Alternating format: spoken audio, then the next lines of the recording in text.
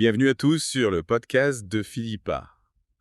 Aujourd'hui, on s'attaque à un sujet qui fait beaucoup parler, la fiabilité des intelligences artificielles en histoire. Ouais, Est-ce que ChatGPT et ses cousins peuvent réellement comprendre le passé? c'est la question. Pour répondre à cette question, on se penche sur une étude qui a analysé la performance des modèles de langage d'IA sur des questions d'histoire. Oui, Spoiler. les résultats sont loin d'être parfaits. On va décortiquer ensemble les conclusions de cette étude et essayer de comprendre pourquoi l'histoire pose autant de problèmes à ces machines.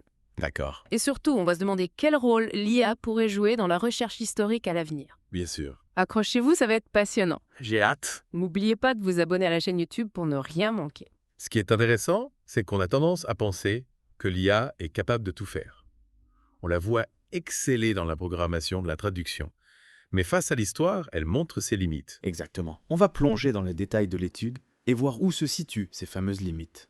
L'étude a utilisé un système d'évaluation appelé EastLLM pour tester 3 modèles de langage d'IA, GPT-4 et Gemini. Pour les mettre à l'épreuve, les chercheurs ont utilisé la CSHAT Global History Data Bank, une base de données collaborative qui compile des informations historiques du monde entier. Le choix de cette base de données est crucial. Sa richesse et sa fiabilité permettent d'évaluer de façon assez précise les capacités des IA en histoire. Et le résultat est sans appel. Même le modèle le plus performant GPT-4 Turbo n'a obtenu qu'un score de précision de 46%. Autant dire qu'il y a encore du chemin à faire. C'est un score qui en dit long sur les difficultés que rencontrent les IA face à la complexité de l'histoire. L'étude met en lumière un exemple assez frappant. GPT-4 Turbo affirmait que l'armure à écailles était utilisée en Égypte antique à une époque où elle n'existait pas encore. On parle d'une erreur de plus de 1500 ans. C'est énorme, hein? Comment expliquer une telle béville? Ce qui est fascinant, c'est que cette erreur révèle la manière dont l'IA aborde l'histoire. Elle a tendance à extrapoler à partir des données qu'elle a apprises, sans prendre en compte les nuances et les spécificités de chaque contexte historique. En somme, elle fait des raccourcis un peu trop hâtifs sans creuser suffisamment le sujet. Un peu comme un étudiant qui bachote ses cours sans vraiment les comprendre. C'est une image assez juste. L'IA est capable de mémoriser des tonnes d'informations, mais elle peine à les interpréter et à les replacer dans leur contexte. Alors si l'IA est encore loin d'être un historien hors pair, quel rôle peut-elle jouer dans la recherche historica? Est-elle condamnée à rester un simple outil de consultation? Pas forcément. Les chercheurs restent optimistes et pensent que l'IA peut devenir un allié précieux pour les historiens, mais pour cela, il faut l'aider à progresser, à affiner son analyse. L'un des défis majeurs, c'est d'apprendre à l'IA à mieux comprendre le contexte historique. Il faut lui donner les clés pour distinguer les sources fiables des sources biaisées et pour analyser les événements avec plus de nuances. C'est un peu comme apprendre à un enfant à faire la part des choses, à ne pas croire tout ce qu'il lit ou entend.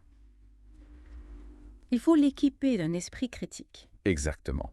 Et pour cela, il faut affiner les systèmes d'évaluation, les nourrir avec des données plus diversifiées, plus riches. Imaginez par exemple une base de données qui intègre non seulement des faits historiques bruts, mais aussi des analyses d'historiens, des interprétations différentes d'un même événement. On donnerait à l'IA une vision plus complète, plus nuancée de l'histoire. Oui. Elle pourrait ainsi apprendre à distinguer les différents courants historiographiques, Exactement. à comprendre qu'il n'existe pas une seule vérité absolue en histoire. Précisément. On pourrait également soumettre l'IA à des questions plus complexes, plus stimulantes. Au lieu de lui demander simplement de restituer des dates ou des noms, Oui. on pourrait la confronter à des problèmes historiques, D'accord. lui demander d'analyser les causes d'un événement, de comparer différents points de vue. L'objectif serait de pousser l'IA à réfléchir, à construire un raisonnement, à formuler des hypothèses. En somme, à se rapprocher de la démarche d'un historien. Tout à fait. Et c'est là que les choses deviennent vraiment passionnantes. Comment créer des algorithmes capables de reproduire ou du moins de simuler la complexité de la pensée humaine en histoire? C'est une question qui donne le vertige. On touche là aux limites de l'IA, mais aussi à son potentiel extraordinaire. Si on parvient à lui apprendre à penser comme un historien, imaginez les possibilités qui s'offriront à nous. Des pans entiers de l'histoire pourraient être revisités et réinterprétés. On pourrait découvrir de nouvelles connexions, de nouveaux liens entre les événements. Ce serait une véritable révolution historiographique. Tout à fait. Mais attention, il ne faut pas perdre de vue que l'IA doit rester un outil au service de l'historien. Bien entendu. C'est l'historien qui doit garder la main, qui doit interpréter les résultats produits par l'IA, qui doit les confronter aux sources, aux connaissances existantes. L'historien du futur devra donc apprendre à collaborer avec l'IA, à utiliser ses atouts tout en gardant un regard critique sur ses conclusions. Absolument. C'est une alliance qui peut s'avérer extrêmement fructueuse à condition de bien définir les rôles de chacun. L'IA apporte sa puissance de calcul, sa capacité à traiter des masses de données, tandis que l'historien apporte son expertise, son stratégique, sa capacité à donner du sens aux informations. Donc si on résume, l'IA va pas remplacer les historiens du jour au lendemain, mais elle a le potentiel de devenir un partenaire de recherche incroyablement puissant. Ouais, c'est ça. Tout à fait. Imaginez une IA capable d'analyser des millions de documents d'archives, de repérer des tendances, des connexions que nous humains en auraient peut-être manqué.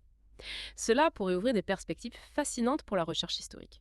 On pourrait par exemple découvrir des événements oubliés, Oui. des liens insoupçonnés entre des personnages historiques, des influences culturelles qui ont traversé les siècles. Et l'IA pourrait nous aider à mieux comprendre les dynamiques historiques à grande échelle, les mouvements de population.